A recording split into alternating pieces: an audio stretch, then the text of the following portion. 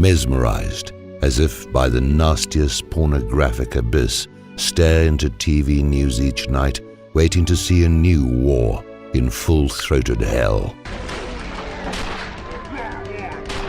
Even more than with the usual not-so-subliminal sexual and obedience programming, America observes with barely repressed excitement the ruler's satanic desires unfold on TV. A wet, wonderful Syrian wargasm is only an image away. Economies fail to remain erect, so the rulers of the patriarchy go on TV and ritually chew and swallow an economic performance enhancement pill of dung called war. These are the war masters of the Western universe on the evening news with their predatory, great, white, capacious, enormous mouths gaped wider still by Saudi, Qatari, and Israeli Huri. As I contemplate this war I do not support, I am struck by a simple observation from nearly a century ago. The war of 1914 to 1918 was imperialist, that is, an annexationist predatory war of plunder on the part of both sides. It was a war for the division of the world, for the partition and repartition of colonies and spheres of influence of financial capital.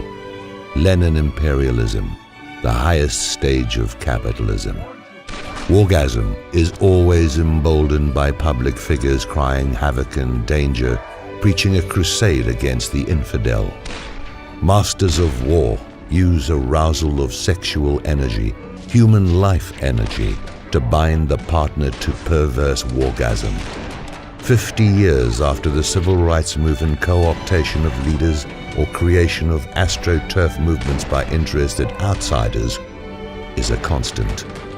Nor are our social movements able to bounce back from murder of leaders and terror against their organizations by agents of the state. 50 years after Martin Luther King, we have our black non-president of the United States, non-constitutionally sworn into public office, both in public and in private, by a non-justice of a non-rival party. Our elections are non-contestants between non-disguised, non-political parties. One represents oligarchs and imperialists, the other vice versa. Wargasm is the Dionysian dream date with Thanatos and Eros.